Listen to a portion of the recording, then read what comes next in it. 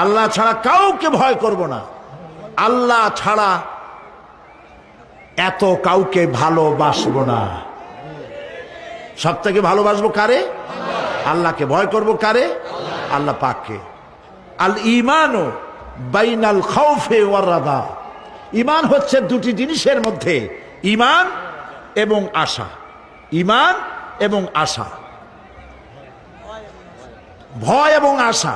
ভয় এবং আশা এই দুইটার মধ্যে হলো ঈমান। হযরত ওমর রাদিয়াল্লাহু তাআলা আনহু কিয়ামতের দিন তিনি বলেন, কিয়ামতের দিন আল্লাহ রাব্বুল আলামিন যদি বলেন পৃথিবীর সমস্ত মানুষ জান্নাতে চলে যাবে, একটা মানুষ মাত্রই জাহান্নামে যাবে, আমি আল্লাহ পাককে এত ভয় পাই, হতে পারে সেই ব্যক্তি আমি ওমর হয়ে যেতে পারি।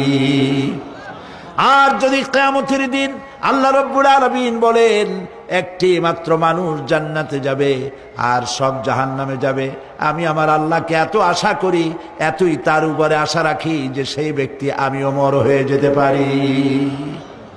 ভয় এবং আশা এই দুটির ভিতরেই হয়েছে ঈমান।